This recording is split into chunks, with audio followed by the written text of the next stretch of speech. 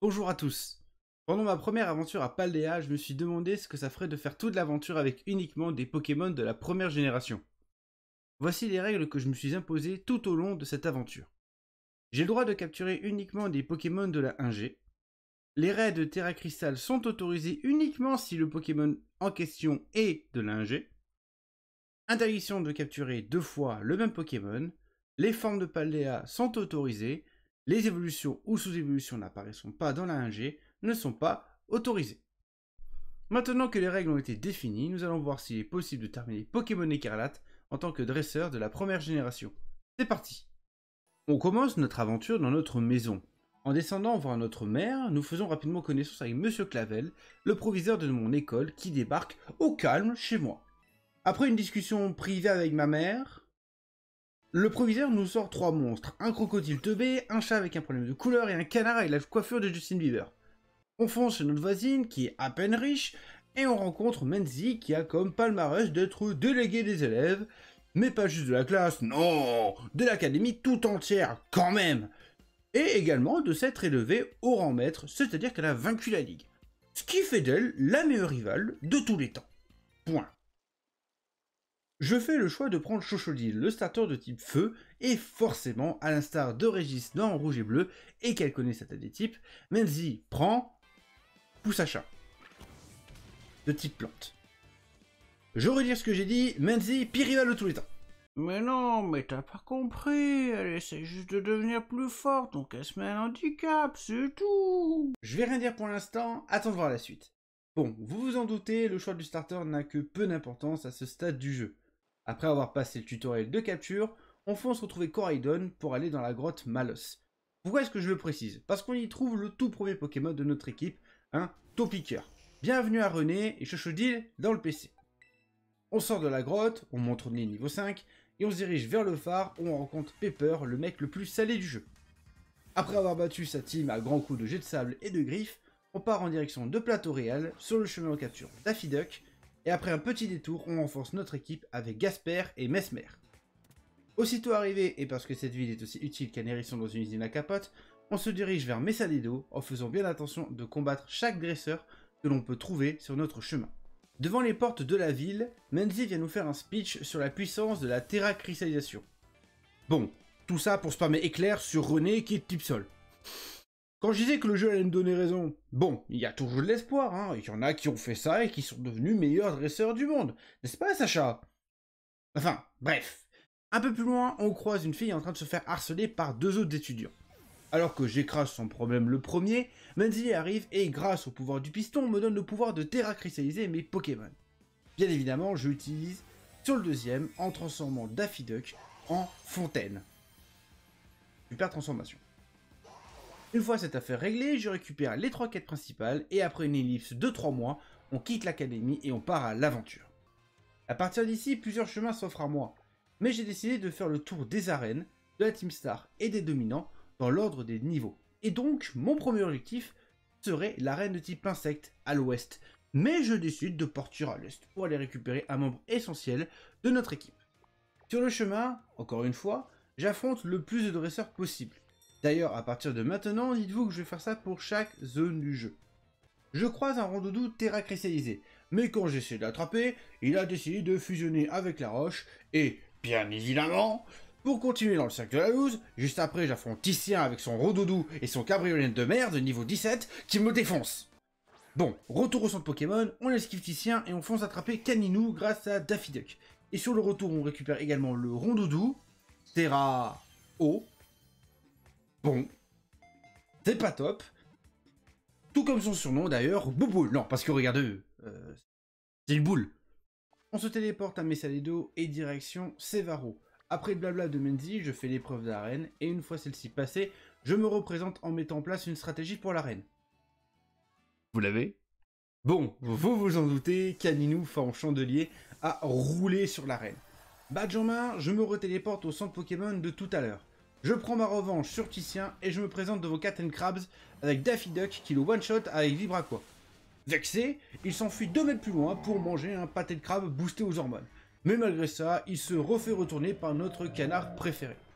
Ah oui, Pepper nous a rejoint pour le deuxième round, mais il a préféré réfléchir à quel type de sandwich il allait nous préparer. Sauf qu'au moment où je voulais le goûter, Coraidon vient m'en demander. Au début je voulais pas, et puis de toute façon, même si ça fait 3 mois, j'ai toujours pas oublié le sandwich qu'il a mangé quand on s'est rencontrés.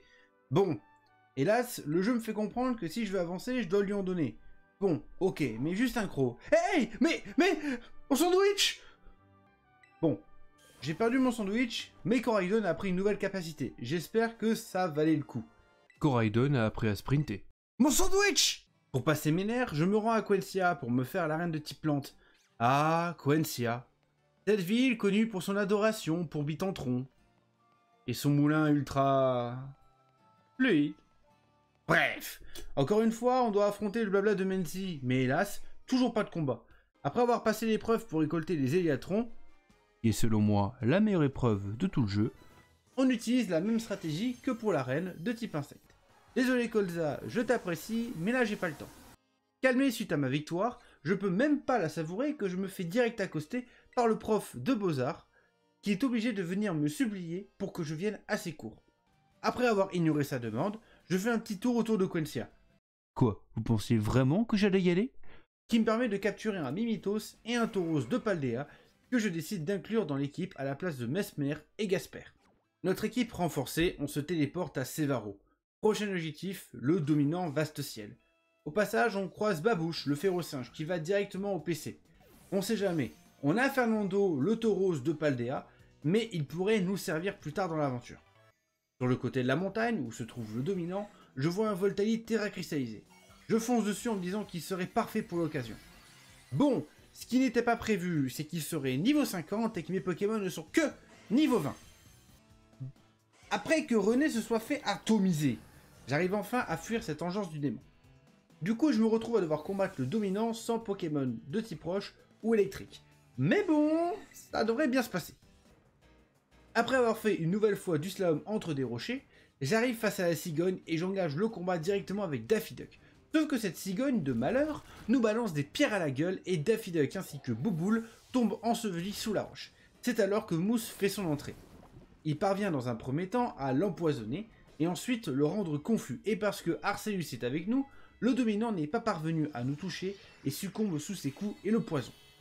Pas de chance pour moi, pas le temps de soigner mes Pokémon que le round 2 se lance déjà avec en lead Fernando.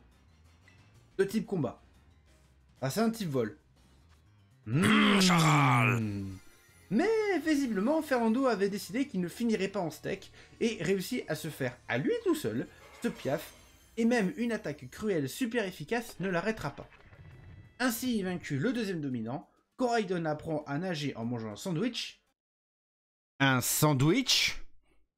Et on apprend l'existence de Dogrino, le partenaire de Pepper, qui aurait mieux fait de mourir que de l'accepter comme respect. Oh, ça c'est pas très gentil. Oh, ta gueule. En sortant de là, je tombe sur un tas de morts en raid que les personnes présentes lors du live ont décidé d'appeler Jean Trou. Ne lui trouvant pas l'utilité immédiate, je décide de le laisser au PC, en me disant qu'il me servira très probablement plus tard. Coucou Ortiga. N'oubliant pas ma troisième quête, je me présente devant le camp de l'équipe Seguin, et à défaut d'y rencontrer des chèvres, je me fais accoster par un vieux avec une coupe mettant Newton en PLS. De plus, il prétend être mon pote, sauf que je le connais pas ce type, mais vu qu'il a l'air sympa, je décide de rentrer dans son jeu et de l'utiliser, d'accepter son aide pour démanteler la Team Star. La Team Seguin est spécialiste du type ténèbres, un type intéressant en soi, sauf que moi j'ai Fernando qui voit rouge, et quand tu lâches le taureau dans l'arène, bah ça fait mal. Pas le temps de niaiser. Que je capture un Ramolos. Appelons-le Ni. Et Vertige, parce que... bah j'en ai envie. Ainsi que Bob, qui intègre l'équipe à la place de Mousse. Mon équipe fin prête, je me présente à l'arène électrique, mais là Menzi m'attend pour me défier. Et vous la connaissez, pas question de lui dire non. Ni une ni deux, on éclate son équipe et on peut enfin commencer l'épreuve d'arène, qui consiste à... jouer à Dora l'exploratrice. Malheureusement, ma bouche étant au PC, il ne viendra pas s'en charger, mais ça permettra à René d'évoluer juste à temps. Maintenant, place au live de la honte pour Machine. Ah oui, c'est vrai, je vous l'avais pas dit, mais elle est streameuse. D'ailleurs, je vous invite à suivre la chaîne qui s'affiche en ce moment, parce que celui-là, il est vraiment beau gosse. Le lien est dans la description. Bouboule, Fernando et René s'occupent sans problème de son équipe, et nous voilà en possession de 3 badges d'arène. Je sors de là, et voilà qu'une femme avec un sépia atroce en guise de cheveux m'accoste. J'espère que ça va pas devenir une habitude. Oui. C'est Alisma, la présidente de la ligue. Alors désolé, mais moi depuis chez Rose, les présidents, je m'en méfie. Et c'est ciao. Dans ma fuite, je ne fais pas attention, mais je fais face à l'équipe Cheddar, les spécialistes du type feu de la Team Star. Dommage, mais à défaut de fondre face à eux, j'ai un canard avec des maux de tête et 3 taupes qui retournent ton équipe comme Pascal le grand frère avec ton lit. Sur le chemin vers le troisième dominant, on capture Rocket ainsi que Bakugo. Pourquoi ce nom? C'est pas évident? J'arrive devant le dominant acier tranche, mais c'est quoi ça? Mais lui c'est l'ultime de la classe de Sekpa. Bon, après l'avoir coursé sur 15 km, je voulais m'en occuper avec douceur et délicatesse. Et là, c'est Fernando qui est venu, sa forme uppercut. Aïe, coup dur pour Guillaume. Une fois le dominant reparti au bout d'un hameçon, Pepper nous a préparé, je vous le donne en mille, Un sandwich. À quoi le sandwich? À la fraise. Malgré cette association plus que douteuse, Coraidon apprend à sauter plus haut. C'est de pire en pire tes améliorations, la prochaine fois tu vas apprendre à quoi? À marcher, c'est ça? Bravo. Bref, voulant me changer les idées, je décide d'aller voir Kombu, le champion de type O, maître de Hera, la première championne et surtout chef cuisinier. Rien de mieux que de la bonne bouffe pour se changer les idées. Mais pile au moment où je débarque en pensant me régaler, le voilà qui détale. En fait, il est parti participer aux enchères de la ville d'à côté. Sauf que cette cervelle de poulpe a oublié son portefeuille. Et me voilà obligé de jouer au facteur. Et comme tout bon facteur, au moment où je vais pour donner le colis à la personne escomptée, voilà que son apprenti vient perturber ma livraison. Hey, faut pas s'étonner qu'après on ait du retard, hein.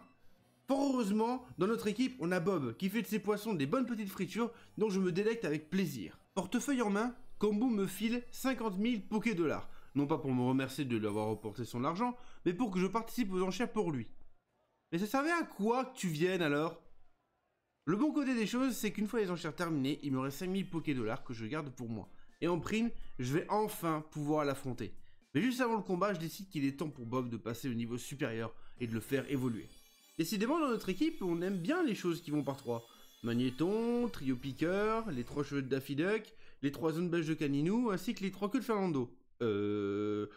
En allant voir le réceptionniste, je me fais interrompre par 2 gars. Non mais quand je disais que je voulais pas que ça devienne une habitude, ça comptait aussi pour avant. Bref, une fois snobé, on peut enfin attaquer le combat. Et Bob, forme tête d'ampoule, se chargera sans problème de toute l'équipe jusqu'à tomber face au crabominable qui tuera Bob, Daffy Duck et Bouboule, avant de se faire calmer par Fernando. À ce moment du jeu, vous aurez compris que notre meilleur Pokémon est clairement Fernando. Un Pokémon ultra offensif avec une stat d'attaque de 110 ainsi qu'une vitesse de 100, et peu de Pokémon sont capables de tanker ces attaques à ce stade du jeu. N'étant pas loin, on décide de se rendre à Mesclamora afin d'avoir le point de TP, et on y capture Giovanni, Francesca, ainsi que Blue qui me semblait essentiel dans ce défi, car si jamais Caninou, Daffy Duck ou Bob ne faisaient plus l'affaire, j'avais toujours la possibilité de faire évoluer Blue dans la forme dont j'avais le plus besoin. Pour la Team Star de type Poison, je décide de remplacer Bouboule par Francesca. En effet, le type fée de Bouboule n'aurait pas aidé, et vu la galère que ça a été... Déjà, son moufleur extermine René et Daffy Duck, son Vrombotor fait tomber Caninou et Francesca, me laissant pour sa star mobile Fernando et Bob qui sont déjà blessés, et c'est uniquement en jouant avec des rappels, des soins et la résistance de Bob qu'on parviendra à le vaincre. En sortant de là, on verra s'enfuir un Terracool, forme pas le DN de Tentacool. Cependant, étant donné que le nom est différent, je les considère comme 2 Pokémon à part entière, et donc non capturables dans ce challenge. Grâce au point de TP récupéré précédemment, on se téléporte à Mesclamora pour enchaîner avec l'arène de type normal, tout en échangeant René avec Bouboule. On parvient facilement à trouver le menu secret, et on affronte Okuba avec en lead Fernando, qui terrasse sans difficulté son Dodola, ainsi que son Dosulourdo, qui en plus d'être une éternelle déception, parvient à paralyser et blesser Fernando, le laissant dans une position délicate face à l'Etoraptor, qui ne se fera pas prier pour nous achever avec Aéropiqué. Piqué dans mon orgueil, j'emploie la même méthode. Bob paralyse Toraptor et Francesca vient one-shot ce dernier. En sortant de l'arène, Menzi nous défie et après une bonne entame de match, de notre part, il est l'heure pour Menzi d'envoyer Miascarade. Et alors que sous sa forme florale, Miascarade domine Caninou, forme chandelier grâce à sa vitesse, Menzi ordonne à son Pokémon d'utiliser son attaque signature, Mailly Floral.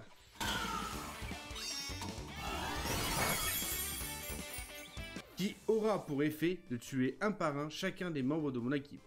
Oui. J'ai perdu contre Menzi. Je suis une merde, putain! Encore sous le choc de cet échec cuisant, je tombe sur un métamorphe.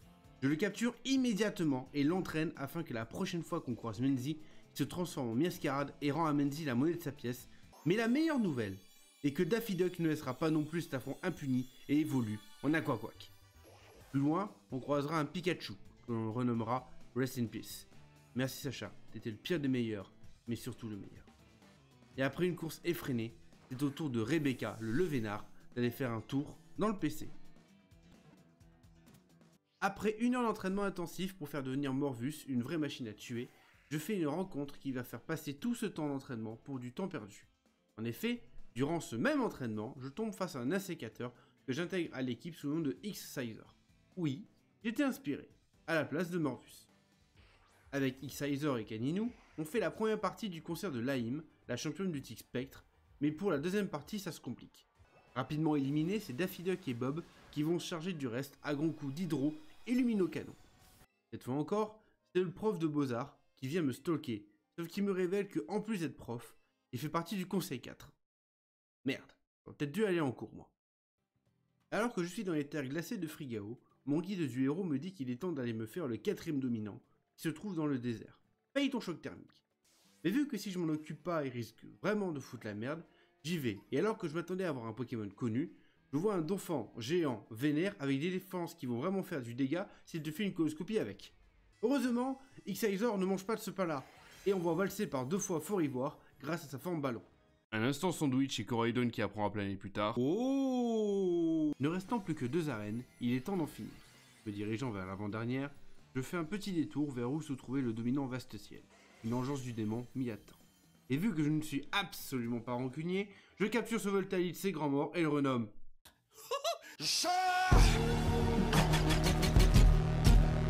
Une fois envoyé au PC, je peux reprendre ma route, traverser la grotte et arriver à Alfornera. Directement, je place X-Sizer en lead, et pas le temps pour du tourisme, je fonce à l'arène. Menzi nous y défie, c'est l'heure de la revanche, je ne perdrai pas 2 fois. Fernando vient à bout de Lougarok, Colimucus et pour Marmotte. 1v3, c'est quoi le problème?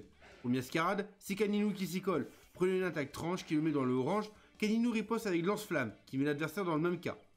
X-Sizer entrera en scène en prenant une magie florale et une attaque tranche de plein fouet, qui confond avec une douche un peu froide, hein, autant se le dire. Et met au tapis son adversaire avec Plécroix. En ayant vaincu Menzi, Boubou il est passé de niveau 45.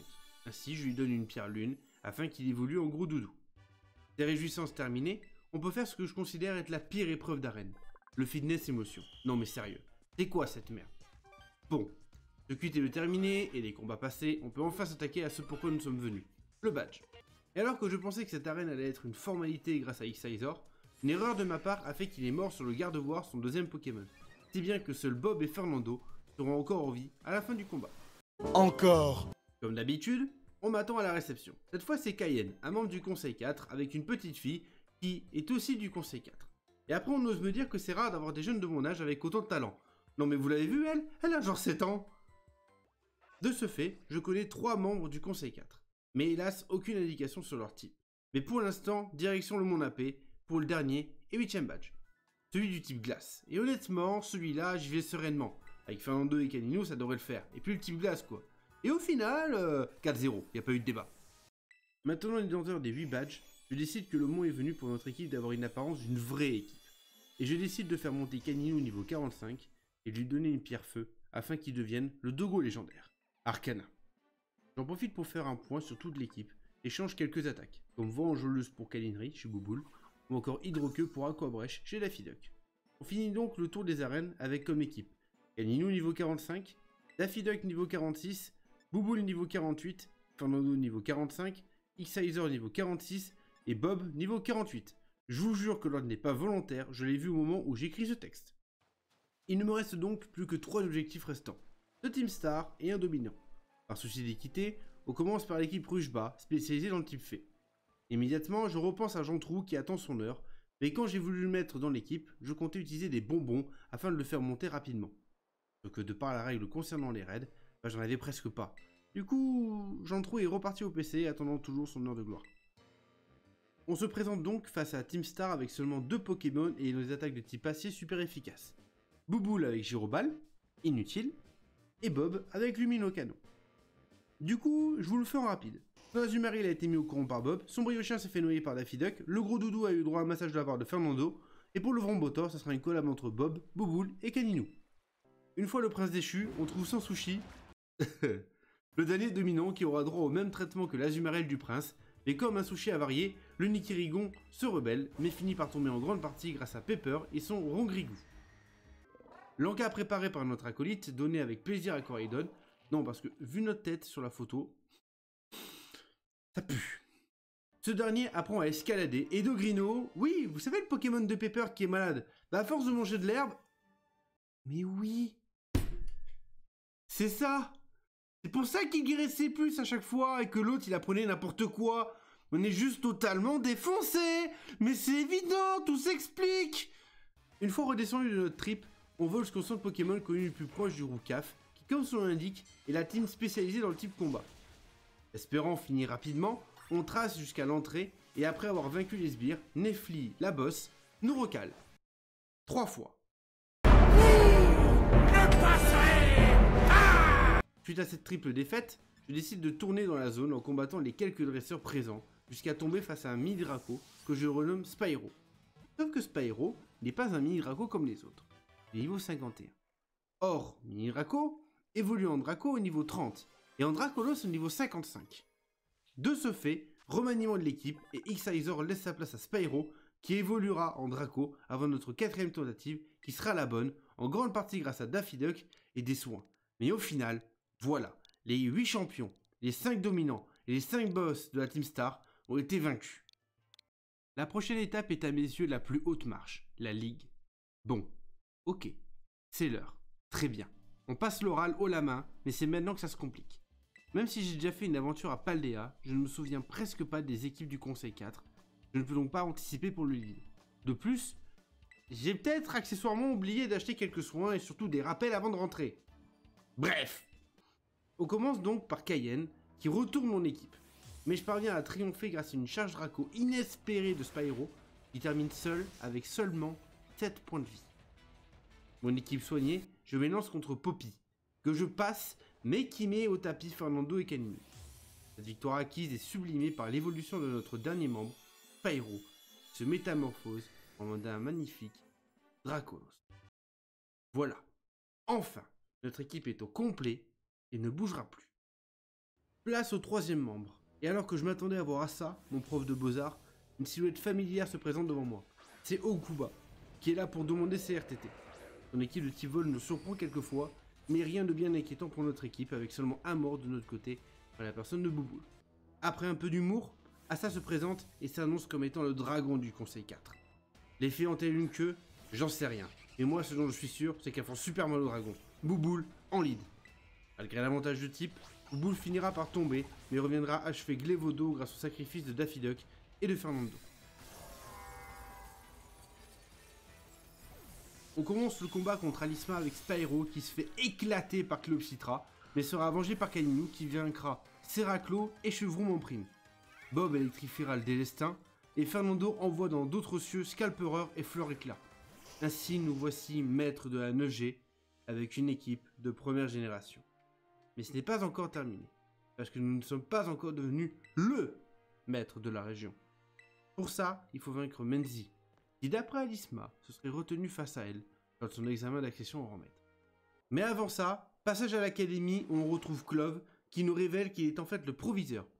Bon, jusque-là, rien de surprenant. Mais qu'il est également Cassiopée. Bon, après un balayage total de sa team, avec la perte de Fernando dans le combat, il avoue s'être un peu emballé, et ne pas être Cassiopée. Il n'est pas très surprenant en vue de ses compétences informatiques. Mais par contre, il a une idée sur qui pourrait être Cassiopée. Cependant, avant qu'il ne me dise quoi que ce soit, je suis déjà au laboratoire de la professeure afin de recevoir notre dernière mission, venir libérer la princesse de son donjon. Non, pardon, aller la retrouver au fond du cratère de Paldea où elle est enfermée. Pepper voulant se mettre à l'épreuve, il décide de me défier. Au moins, il est objectif sur ses compétences. Cependant, à défaut d'avoir une équipe bien ordonnée, la chance est de son côté avec des plaquages qui paralysent obligatoirement et la paralysie qui m'empêche d'attaquer sur 4 tours d'affilée, faisant mourir encore Fernando face à Rongrigou. Rongrigou, bordel! Enfin bref, son Dogrino vaincu, Pepper nous demande de chercher 2 personnes pour nous accompagner dans le cratère correspondant à ses profils. Quelqu'un qui adore les combats et qui a le rang maître. Des rangs maîtres, tu sais, il n'y en a pas 50. Tu peux dire son nom, tu sais, elle va pas te tabasser. Et quelqu'un qui s'y connaît en technologie. Ça tombe bien puisqu'on en parle de cette personne. Et si on allait lui rouler dessus? Oh, bonjour Pania! Alors c'est toi la Big Boss de la Team Star? Ton style Shoto était trop travaillé pour que tu ne sois qu'un personnage de passage. Bon, laisse-moi deviner, ton sac Evoli, c'est pas pour rien, hein? Bon, Noctali, Fernando, Pyroli, Daffy Duck, Voltali, Bouboule, Aquali, Bob, Filali, Kaninou, Nafali, Bob. Terminé! Après un instant super touchant avec tous les boss de la Team Star, qui est mignon, mais un peu trop long, c'est l'heure de déterminer qui est LE maître de Paldea.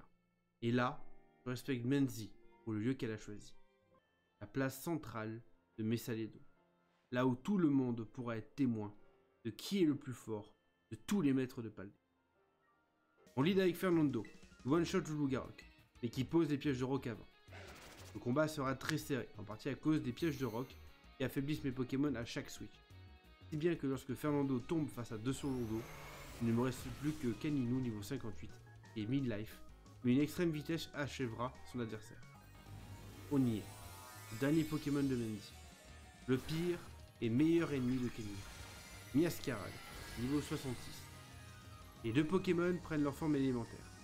De par ses niveaux supplémentaires, Miascarade dépasse Kaninou, mais heureusement le point éclair nous met dans le rouge, nous permettant de lancer Déflagration qui ne rate pas et qui one-shot le Miascarade. Après tant de défaites, la victoire est à nous. Nous sommes le maître. Ce premier objectif est déjà une victoire en soi. Cependant, le défi est de terminer le jeu avec une équipe 1G. Il nous est donc nécessaire de descendre dans le cratère en compagnie de Pepper, Menzi et Pania. Jusque-là, rien d'anormal. On active les laboratoires un par un, on affronte un Floréclat, un Hurle-Queue et un Fort-Ivoire. C'est en rentrant dans la dernière partie du cratère, la plus profonde, que les choses deviennent intéressantes. Car en plus de pouvoir réaffronter des Hurle-Queue et des Floréclats, on tombe sur un bon nombre de Gigancelles, qui sont tous très sensibles aux attaques de type combat de Fernando. Pourquoi je le précise? Certains l'auront remarqué, mais depuis le milieu de la vidéo, je donne les différentes morts lors des combats et Fernando y est particulièrement abonné. Si bien qu'un écart s'est formé entre Fernando et les autres. En effet, ce dernier est niveau 57, que le reste du groupe est plus autour du niveau 62. Ainsi, grâce au Gigancelle, Fernando a pu monter jusqu'au niveau 60 facilement avant le combat final. De plus, j'ai eu la chance d'avoir un bug dans ma partie, et j'ai croisé des flottes mèches avant l'ouverture de la porte, et pas un, genre 3, qui m'a permis de préparer une stratégie pour Olive. Voici ce que je me souvenais de son équipe. Elle avait 6 Pokémon, Hurle-Queue, Flotte-Mèche et Régilune sont dans l'équipe, celui qui ressemble à un Pyrax a le type insecte et était le lead, le Golé a le type plante, et le Magnéton résiste aux attaques de type combat. Le fait donc de pouvoir affronter Flotte-Mèche, en plus de Hurle-Queue, me permettait d'avoir la faiblesse de presque 4 Pokémon sur 6.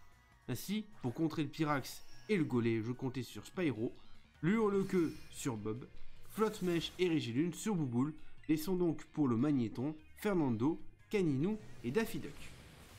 Après avoir passé facilement les Pokémon sortants, je me suis dirigé vers la professeure qui nous a fait de l'exposition de l'histoire pour rentabiliser son temps d'apparition. Livre écarlate mis en place, c'est l'heure de vérité. Ma stratégie avait beaucoup, non, trop de failles.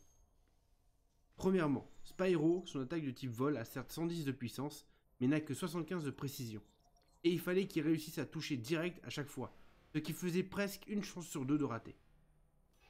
Deuxièmement, le Magnéton ne sachant pas ses faiblesses. Il pourrait détruire tout mon plan. Troisièmement, Bouboule et sa capacité à gérer Flotte-Mèche et Régilune. Premier Pokémon, Rampel, le Pyrax, on enclenche le plan. Il nous attaque en premier, mais on tank facilement, et le violent le one-shot. Avantage pour nous. Autre problème que je n'avais pas pensé, la vitesse, mais on y croit. Elle envoie Hurle-Queue, j'envoie Bob, le double Vampipon laisse Bob dans le orange cramoisi, mais Hurle-Queue est KO. Autour de Fungus Fury, le Golé. Spyro revient sur le terrain. Il nous met un coup bas critique qui nous laisse à 2 points de vie. Hélas, Spyro rate son long violent et meurt sans avoir pu toucher son adversaire. Et Fernando viendra s'en charger, perdant un tiers de sa vie. Flotte-Mèche rentre en scène. C'est maintenant que ça se joue. Si Bouboule meurt, ce sera compliqué de le faire revenir pour gérer Régilune. C'est alors que le jeu s'est dit, et si je niquais sa stratégie? Bouboule va rater 2 fois de suite Câlinerie. Heureusement, Flotte-Mèche ne fait pas beaucoup de dégâts, et je peux me soigner sans même mourir et le terminer. Pelage sablé, face à Bob, que je laisse mourir pour soigner Bouboule une nouvelle fois. On va Fernando pour tenter quelque chose, mais il se fera instantanément tuer. Et c'est sans grande conviction que j'envoie Daffy Duck. Tente un Aquabrèche qui envoie le vieux Magnéton dans le jaune. Il contre-attaque avec coup de jus, qui m'envoie dans le rouge, mais grâce à une vitesse, on dépasse et on tapit cette putain d'enflure. Le dernier Pokémon. Le dernier rempart avant la fin de ce défi. Régilune. Vas-y Bouboule, montre-moi que j'ai pas fait tout ça pour rien. Régilune lancera un puissant séisme auquel je réponds par un câlinerie qui va le one-shot. Voilà, c'est fait. J'ai vaincu l'IA. J'ai vaincu Pokémon Écarlate avec uniquement des Pokémon de la première génération. Peut-être que certains diront que non, car il reste encore le Coraidon à vaincre. Mais il est impossible de perdre ce combat, car il est scripté. J'ai vraiment aimé écrire et tourner cette vidéo. C'est la première fois que j'essaie ce concept, et je compte bien le refaire. Si ce concept vous plaît, et que vous souhaitez me soutenir dans mon travail, n'hésitez pas à liker un maximum cette vidéo. Et si je vois qu'elle vous a plu, je le referai sur un autre jeu ou une autre génération, que vous pouvez me proposer dans les commentaires. Vous pouvez également vous abonner à la chaîne pour ne rien rater de mes prochaines vidéos. Et si vous voulez avoir les actus de la chaîne et savoir quand je stream, je vous invite également à rejoindre le Discord et follow la chaîne Twitch. Sur ce les amis, merci d'avoir été là jusqu'au bout et je vous dis à la prochaine. Ciao.